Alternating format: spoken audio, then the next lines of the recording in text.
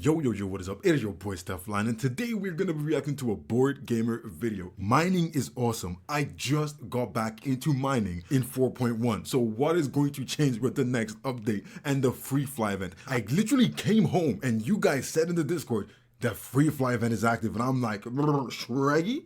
What do you mean by a free fly? And there's a freaking free fly event, and they gave me my favorite ship as a free ship for the next. It's crazy. Let's get into the video. Hello and welcome to some more Star Citizen. There's a Freefly event going on at the moment, and everyone gets 6 ships to try for free. There's also a minor ship and starter pack sale. This is alongside the spring promotion. Basically, they're also selling class gear packs, so you can outfit yourself for salvage and stuff like that. Alpha 4.1.1 has also made a major bug fix, which has significantly improved mining and refining. Ops are now a thing. It's absolutely fantastic. Also, do you want to try the Polaris for the weekend? Well, you can if you're testing 4.1.1 and you're Wait, if you're in the PTU, you can use a Polaris for free? Nah, stop. Wave 1 or 2 or either. You know what? That is what we're asking for. I think I did a review a couple of weeks ago, and I was talking to a few of you guys, and some of you were saying that one of the things about the PTU, where they always say we don't get enough numbers, it's the fact that you're grinding from scratch. And what's the point of grinding from like no cred to get all these things to try out when you can just play on the PU, which is going to mostly persist on for now until they decide to do another wipe.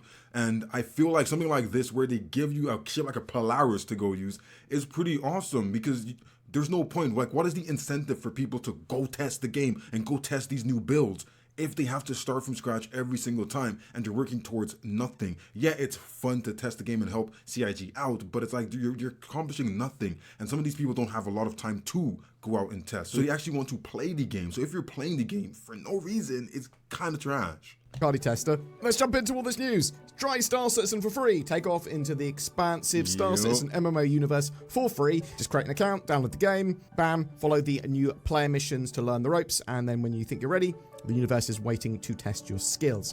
You see, right? I'm going to keep saying this every time there's a Freefly event. Right now, I've played a couple, like maybe 5 hours so far, and on the chat, I'm seeing a lot of people, and all they're doing is dogging the game, saying blah blah blah, the game is trash, blah blah blah, but they're also being told that they're just killing everyone. They're being told, if you hate the game so much, stop playing the game. All you're doing is killing people. Oh my god, this person killed me. And it's always the person who's in chat bad mouthing the game who's playing. These trolls are literally coming to the game while it's free, and they are going out and causing havoc. And the fact that they have all these free ships right now, I think they also gave us the Anvil Arrow as a free ship. These guys are going out hunting new players, genuine people who are coming to Star Citizen and saying, it's free right now, let me give it a shot. They're already battling the bugs. So when they get past the bugs, and these people who are literally only coming here right now because the game is free, they want to cause mayhem, they want to do PvP, and they're going around killing all these people.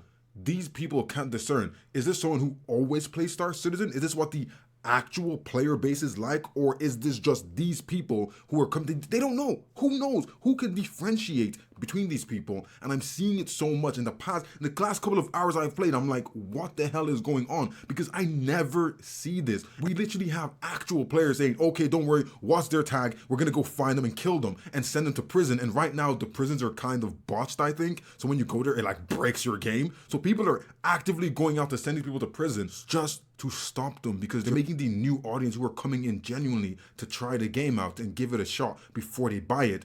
You're making them think we are all crazy murder hobos. It's crazy. It's insane. So you get an Arrow, which is a light fighter, the C1 Spirit, which is kind of a multi-role fighter cargo ship. My favorite ship, which is the freaking, I've only tried the C1 Spirit so far. I'm going to try to use all the ships before the event is over, because I want to also do a Vulture versus Misfortune. I want to do a comparison for myself with like just a base loadout. The fact that they gave us a freaking Corsair, the pizza ship, that thing might be devious out there. It's an exploration ship, but fantastic for just a huge range of combat and general mission running. You've got the cutter, starter ship, absolutely great, a little bit of everything, but focusing on cargo, little tiny bit of combat. Then you've got the Fortune, which is a salvager, and actually, I forgot to say, I'm really impressed with the fact that they gave the Fortune out so early. The ship came out like 2 months ago. Yet they're giving it out for people to try on the Freefly. But it is making me question, did the Fortune not sell well? And because it didn't sell well, they want people to try it out because then it gives them a chance to fall in love with it. Because I'm like, why would they do that so soon after putting it out? Or, as you guys are veteran players, is this normal for CIG to do? To get a new ship like that and put it out for free for people to like try out during a Freefly event? Prospector, which is a mining ship. You can also grab those to buy on the RSO website, but they're also free to try. Yeah. The spring celebration is also on. Start the season strong, forge a new path for the new season with the welcome return of our career kits and a range of brand new paints available until the 22nd of April. Yeah, basically these are $10 kits that are suits of armor and gear. So like the salvage kit is a suit of salvaging appropriate armor, backpack, and also... Oh, wait a minute. Does this like armor give you anything special like thermal or whatever? Because if there's a suit that's like that for like mining in a rock miner, that would be pretty cool because I'm like, I have to buy that freaking expensive ass big ass orange suit to go out to mine on Aberdeen, and I'm like, if I can get a smaller suit that lets me like not get freaking fried by the atmosphere, that would be perfect. Salvage tool. Obviously you can grab all of this stuff in game, and it's an interesting one as well because you buy this with item recovery tier 0, you just will respawn with most all of this, if not all of it. But that's also true if you buy it in game, so bear that in mind. A load of paints are available as well for the Zeus Mark II, the Mirai Guardian, the Misfortune. Oh, look at that! They have a freaking paint for the Atlas for 2. I want to get the Atlas, but I'm literally I'm trying to like say in my mind, do I get the Atlas or do I get the Rock Miner? What do you guys think is better? Is it a better experience with the Rock Miner or is it a better experience with the Atlas? I know the Rock Miner can do the bigger ores on the surface, and I think the Atlas can too, but which is faster, which is more like user friendly, especially for a solo player? I do have a smaller ship, so I could fit this in my Avenger and I don't have to buy the C1 Spirit or rent a ship until I can buy one. So I'm like, I'm really stuck between it. Hornet Mark II and the Argo ATLS, you're bound to stand out with style. So these typically range from $3 to $6. Now, really what's going on here, in my opinion, with this Freefly promotion is kind of a test for Fleet Week. CIG are prepping for a huge Freefly and a major event of the year, and are prepping with more of a surprise, a major event, a slightly quieter Freefly, which they kind of announced a few days before it went live. Actually, quite like the starter kits they've got, the other starter packs. Oh, so they're gonna do a bigger Freefly event. And he said Fleet Week. Fleet in my brain is like 10 freaking ships. Kind of like, what? Wait, they're gonna do a bigger one. But you know what? Actually, yes, you know what I've realized?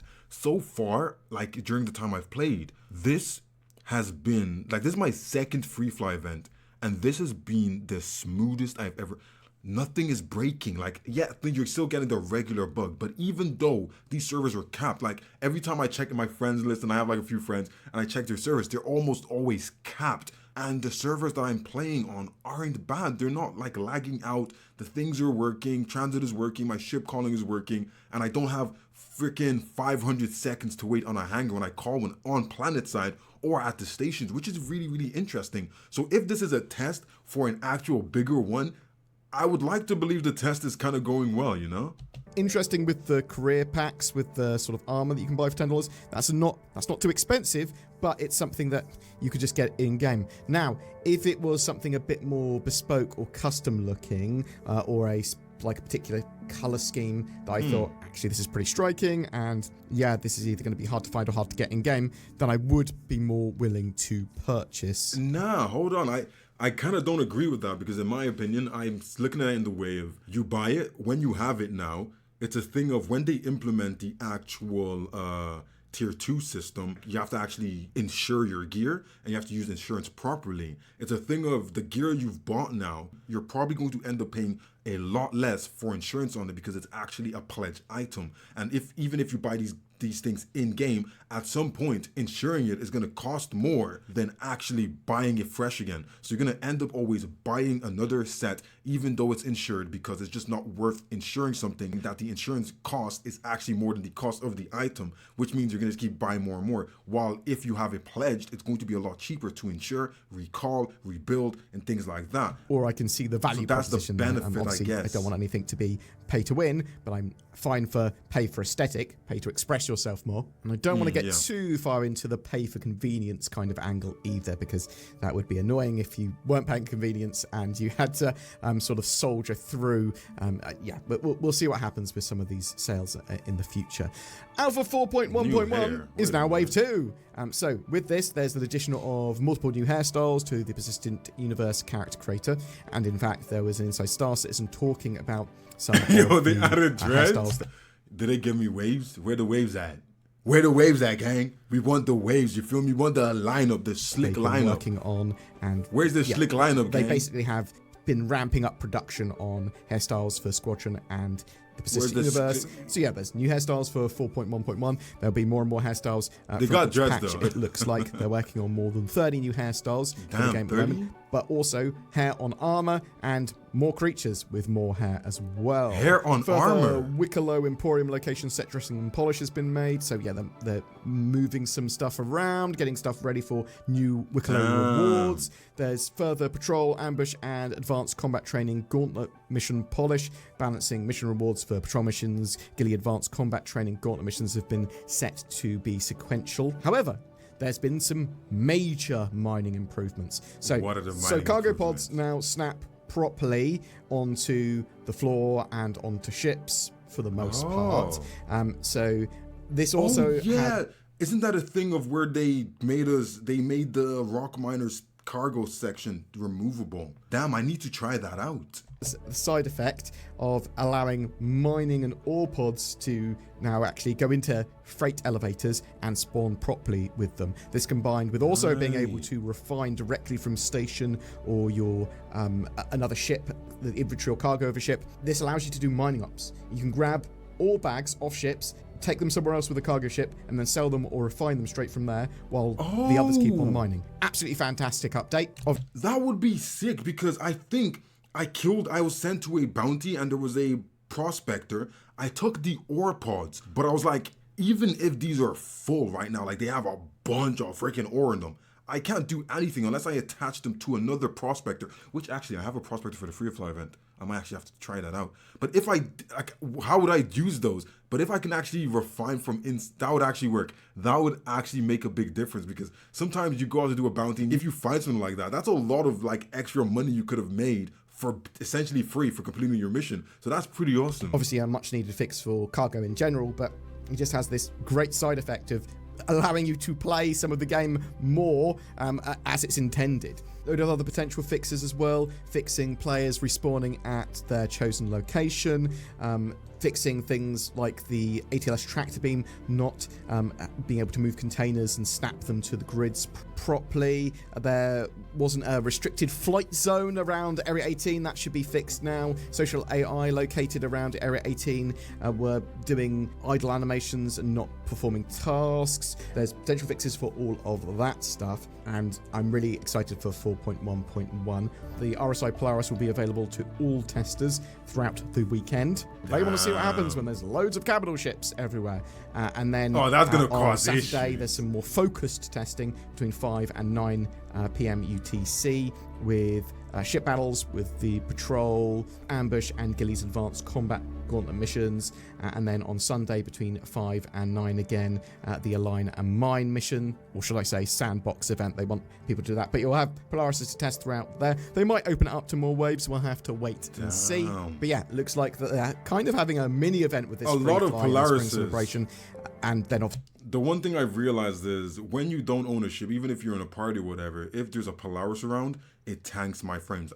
If it tanks your frames, let me know in the comments below, because I have a 4060 and I'm running a 5700X, and every time I go near a Polaris, a hammerhead as well, I would say a owned hammerhead, not just one in the wild, a owned hammerhead or owned Polaris always tank my frames, and it doesn't matter where I am in space or whatever. And the thing is, every 100 meters I get more frames, I get more frames, I get more frames, which is really weird because it's like when I'm inside the Polaris, I get my frames are perfect inside it. Once I'm outside it, it's just crazy. Like, what's going on? Why does rendering the mesh on the outside create such loss in frames? It's really weird. Obviously the stress test and everything all in aid of getting Fleet Week as good as it can be, because I do think that they could transition Star Citizen from being seen as a game that doesn't really exist anywhere to, oh, this is actually really tangible and something that's very playable now. It's not alpha mess that I've heard, it's actually very playable. You don't understand how happy I am, guys. The last couple of days, I've seen a lot of people. A few people have joined my Discord as well, and they're like, yo, this game is fire. And I'm like, welcome.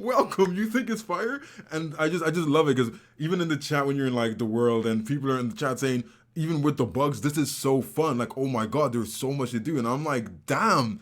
Finally, people are seeing what I saw. People are coming and giving it a shot and giving it a chance, and they're happy playing Star Citizen, even with all its flaws. And I'm just so happy because I feel like this game has so much potential to change the landscape of AAA gaming and freaking survival simulation games. Like, there's so much it could bring, and I just want people to see it and like just look past those bugs and look past all the chatter and things. Like, I had to do it myself, and it's been a really, really, really interesting ride, and I'm just so happy people are getting to see it. And if they can do this and put it on a good front and show people the true nature of Star Citizen, that would actually be huge. Game, and they are pushing to release 1.0 within the next few years, hopefully the next couple of years. But yeah, that's pretty cool. So they're fixing all the mining issues.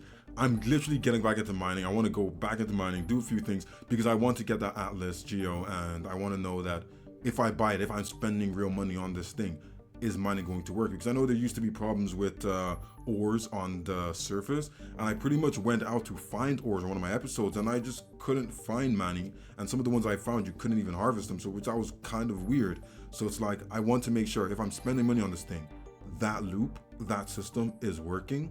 So if this is going to help fix it in any ways, they're fixing the rock miners as well and the storage and things, that's perfect. I will be more likely to purchase in Atlas Geo knowing that everything about it works and everything I can use it for works, you know? That's the kind of thing. And freaking giving everyone access to Polaris on the PTU sounds kind of crazy. I don't even know how, like, all I'm hearing is like the PTU is always bugged out, it's always a laggy as hell, and yada yada yada. So adding more Polarises in there when Polaris already tanked my frames, I'm like, there's no way that can be good, right? There's no way. But the Freefly event is looking pretty good. The servers are all packed, everything is stacked, people are playing the game, a lot of people are seeing the beauty of the game, and the free ships are kind of nice. I've been using the C1, you guys already know, if you've looked, you know me, man, I love that C1 Spirit gang. So that's all I'm really using, but I'm going to be trying out every single one of those ships. I want to see what they're actually capable of doing, especially as a solo player. What can I use those ships to do? And I'm pretty sure all of them, maybe not the Misfortune, are all buyable in game. So this is a nice little thing for me to do and try all the ships. And once I try them out, I can know which one I want to buy in the long run, which one I want to maybe pledge for or use as a ship that I'm going to buy in game, which is really, really nice. And it's holding up well. The servers are holding up well. All the issues that I thought I would see, like the issues I saw last time when there was a Freefly event during the IAE Expo, it's like they're not here anymore. But maybe it's because it's not a whole like IAE is just a Freefly event. Maybe that's the reason. But yeah, there's such less problems, and I'm loving it, and I'm loving the fact that even with higher numbers, the game is looking good. All they need to do now is just fix the way they're patching the game and make sure that every time they patch the game, it doesn't break the game. And apart from that, it's looking really, really good. But damn, I hope you guys enjoyed this reaction. If you did, make sure to go check out Board Gamer. This was his video we reacted to. So if you liked what you saw and how it was presented to you, make sure to go check him out over there. If you liked my little bit of an input, make sure to like and subscribe over here as well. And I'll see you guys on the next one.